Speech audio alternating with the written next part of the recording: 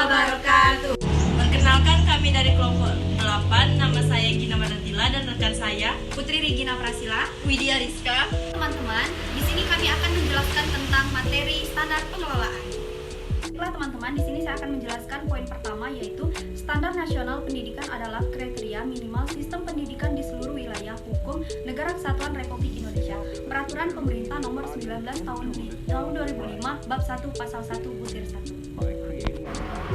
Standar pengelolaan adalah standar nasional pendidikan yang berkaitan dengan perencanaan, pelaksanaan, dan pengawasan kegiatan pendidikan pada tingkat satuan pendidikan, mulai dari kabupaten, provinsi, dan atau nasional agar tercapai efektivitas dan Standar pengelolaan terdiri dari 3 bagian, yakni standar pengelolaan oleh satuan pendidikan, standar pengelolaan oleh pemerintah daerah, dan standar pengelolaan oleh pemerintah. Standar pengelolaan. Pada satuan pendidikan, standar pengelolaan menjadi sangat penting karena turut mengambil bagian dalam perwujudan tujuan pendidikan. Standar pengelolaan akan menentukan bagaimana hasil dari proses pendidikan yang dilakukan. Pengelolaan satuan pendidikan pada jenjang pendidikan dasar dan menengah menerapkan manajemen berbasis sekolah yang ditunjukkan dengan kemandirian, kemitraan, partisipasi, keterbukaan, dan akuntabilitas. Pengertian standar pengelolaan. A. Kajian empirik standar pengelolaan pendidikan. Standar nasional pendidikan adalah kriteria minimal sistem pendidikan di seluruh wilayah hukum Negara Kesatuan Republik Indonesia. Peraturan Pemerintah Nomor 19 Tahun 2005 Bab 1 Pasal 1 Butir 1.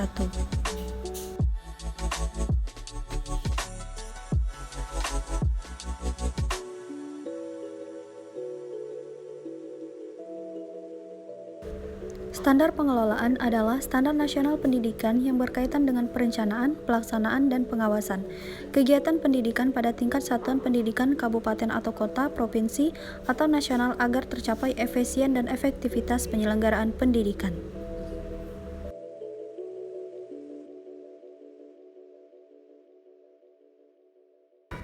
Standar pengelolaan terdiri dari 3 bagian.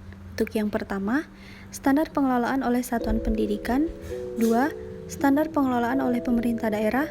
3. Standar pengelolaan oleh pemerintah.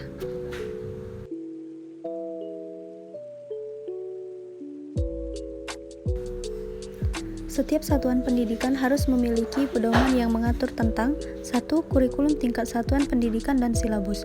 2. Kalender pendidikan atau akademik. 3. Struktur organisasi satuan pendidikan. 4. Pembagian tugas di antara tenaga kependidikan. 5. Pembagian tugas di antara pendidik.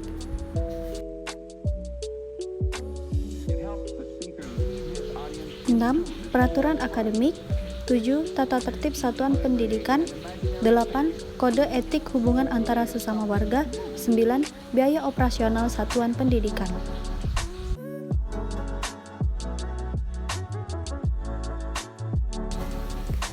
Perencanaan program pendidikan. Menurut Kurniadin dan Micheli 2012-145, inti perencanaan adalah sebuah usaha merancang dan memilih pada waktu sekarang untuk sesuatu yang ingin diwujudkan di masa yang akan datang. Perencanaan pendidikan yang dilakukan pada dasarnya adalah wujud tanggung jawab dari berbagai alternatif pilihan yang ada di dalam kehidupan.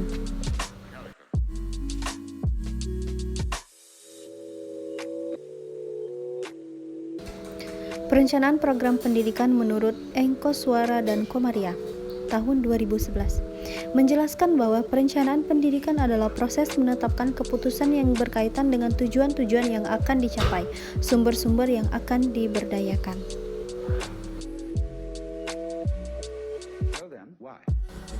C. Pengawasan dan evaluasi.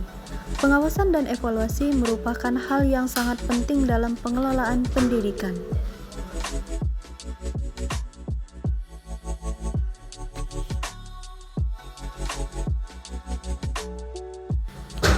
Pengawasan adalah satuan tenaga kependidikan, guru, rektor, dekan, ketua program, direktur, kepala sekolah, personel lain di sekolah yang bertugas memberikan dorongan agar tenaga pendidik, baik guru, kepala sekolah, personel lainnya termotivasi untuk berkinerja.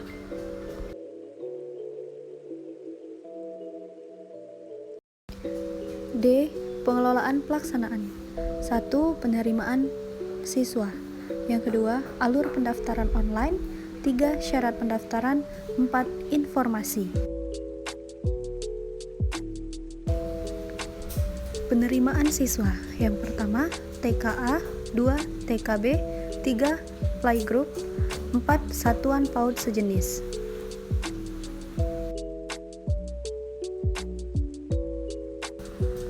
Dua, alur pendaftaran online. Yang pertama, registrasi. 2. Biaya pendaftaran. 3. Isi data. 4. Seleksi. 5. Pengumuman.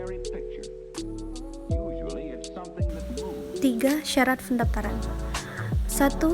Sehat jasmani dan rohani. 2. Usia minimum anak per Juni 2023. TPA usia 3 bulan sampai 2 tahun. PG 2 sampai 4 tahun. TKA 4 sampai 5 tahun. TKB 5 tahun.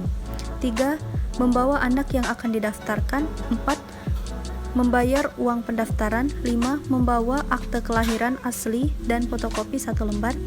6. Membawa kartu keluarga asli dan fotokopi 1 lembar.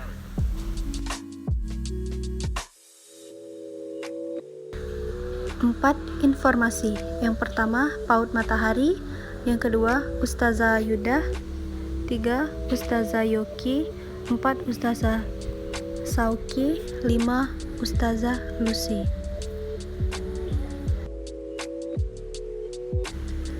Pembelajaran. Pembelajaran adalah sistem pengelolaan PAUD meliputi kegiatan belajar mengajar, menelaah kalender pendidikan, dan pengaturan jadwal pembelajaran. Ketiga hal tersebut sangat berkaitan antara satu dengan yang lain.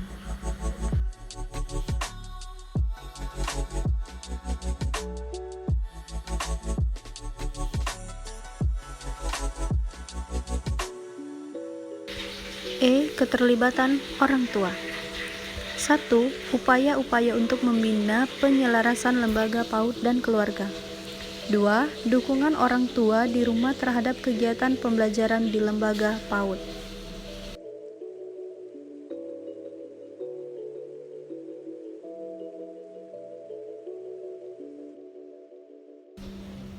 Kesimpulan.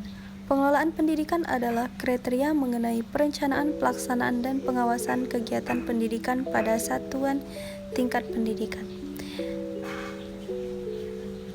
kabupaten atau kota, provinsi atau nasional agar tercapai efisiensi dan efektivitas penyelenggaraan pendidikan tersebut.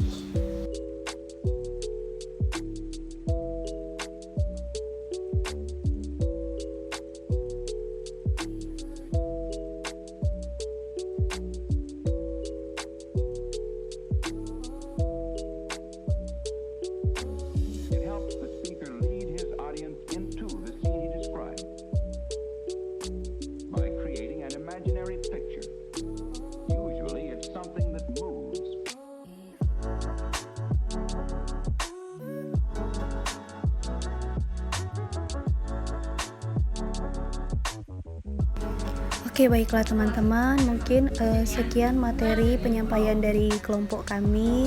Apabila ada kekurangan, kami minta maaf. Kami akhiri. Wassalamualaikum warahmatullahi wabarakatuh. Terima kasih.